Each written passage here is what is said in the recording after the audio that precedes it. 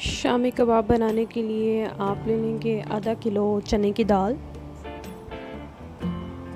اس کو اچھی طرح سے صاف کر کے اور پانی سے دھو لیں. دھونے کے بعد اس کو جو ہے وہ پریشر کوکر لگا کے 20 منٹ کے لیے تقریباً جو ہے وہ پکا لیں. اس کے بعد اتار لیں. دال اچھی طرح سے گل چکی ہوگی. دال کو میش کر لیں. ہاتھوں سے اچھی طرح سے دال کو میش کر لیں گے.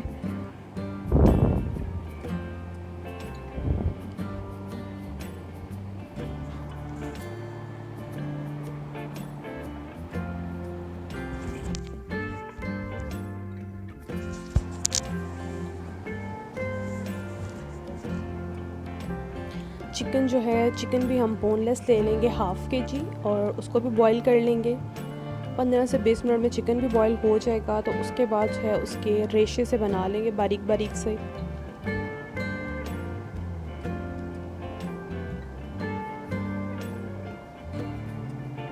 اس طرح سے جو ہے وہ چکن کے ریشے بنا لیں گے اور پھر ان کو جو ہے وہ دال میں جو ہم نے میش کی ہوئی ہے اس میں شامل کر دیں گے.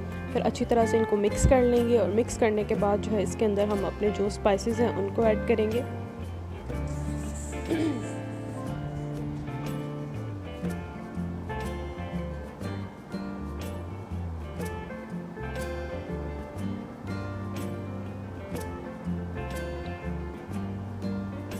یہ ہم جو ہے وہ اسپائسیز لے لیں گے. 1 کھانے کا چمچ جو ہے کٹی ہوئی لال مرچ, 1 کھانے کا چمچ گرم مسالہ, 1.5 کھانے کا چمچ کٹا ہوا پسا ہوا جو ہے وہ سوکھا دھنیا, ثابت زیرہ 1 چمچ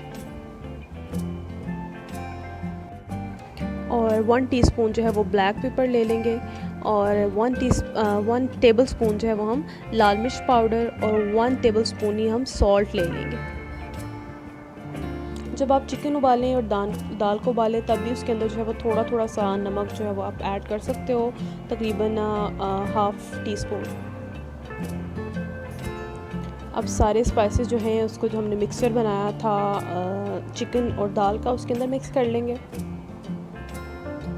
اچھی طرح سے ان کو مکس کر لیں گے.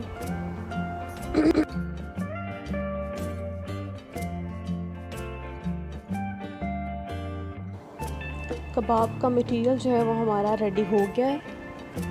اچھی طرح سے اسپائسز جو ہیں وہ مکس ہو چکے ہیں.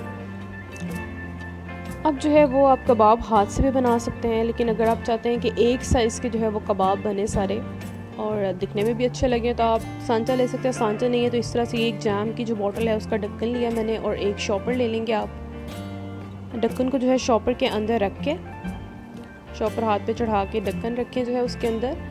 اس کے بعد جو ہے وہ آپ جو مٹیریل ہے اس کو اس کے اندر فل کریں.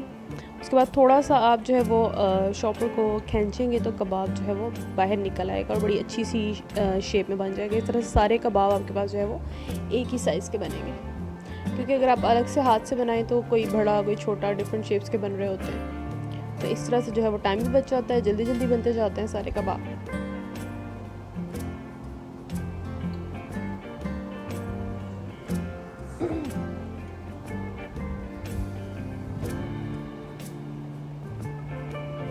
جی کباب ہمارے سارے جو ہیں وہ ریڈی ہو گئے ہیں. اب ان کو آپ جو ہے وہ فوراً فرائی کر کے تو کھا بھی سکتے ہیں, اور اگر آپ نے ابھی فرائی نہیں کرنا آپ فریز بھی کر سکتے ہو فار لیٹر یوز. ایزیلی آپ ان کو جو ہے وہ 2 to 4 ویکس کے لیے یوز کر سکتے ہیں, کوئی ایسا مسئلہ نہیں ہے اس میں. ہاں, اور اگر آپ چائے کے ساتھ جو ہے وہ یہی شامی کباب کی بائٹس اگر بنانا چاہتے ہیں تو آپ اسمالر سائز میں تھوڑی بنا سکتے ہیں, ان کو بھی فریز کر سکتے ہیں. جب چائے نکالیں فرائی کریں اور انجوائے کریں چائے کے ساتھ.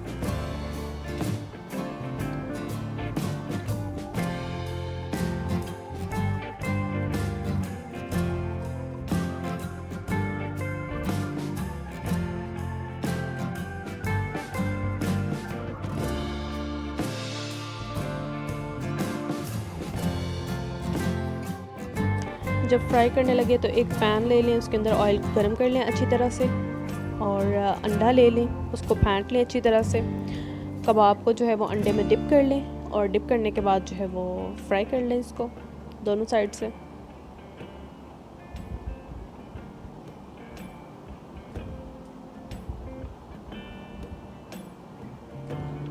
جب ایک سائڈ جو ہے وہ اچھی طرح سے پک جائے، براؤن سی ہو جائے، اس کے بعد اس کی سائڈ چینج کریں. جلدی، بہت جلدی ڈالتے ہی فوراً سائڈ چینج مت کریں ورنہ یہ ٹوٹ جاتے ہیں.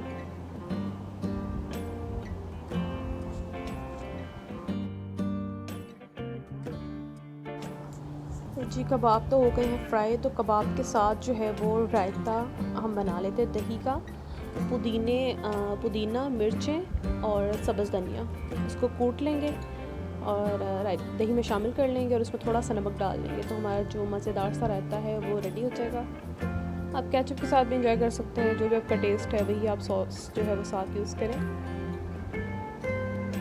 لیکن زیادہ مزہ ان کا جو ہے وہ دہی کی چٹنی کے ساتھ ہی آتا ہے.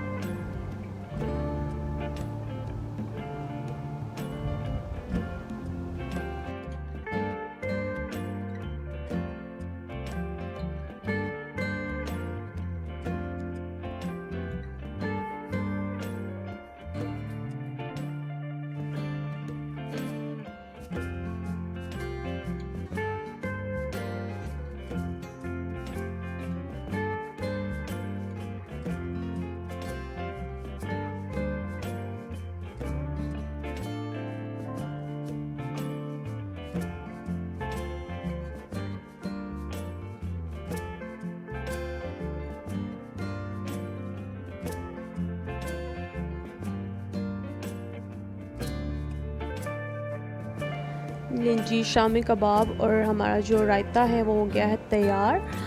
بنائیے گا اور مجھے بتائیے گا کہ آپ کو کیسا لگا. کمنٹس مجھے ضرور بتائیے گا کہ آپ کو ریسیپی کیسی لگی. اور اگر میرا چینل ابھی تک آپ نے سبسکرائب نہیں کیا تو اس کو سبسکرائب کر لیں اور بیل آئیکن کو بھی پریس کر لیں تاکہ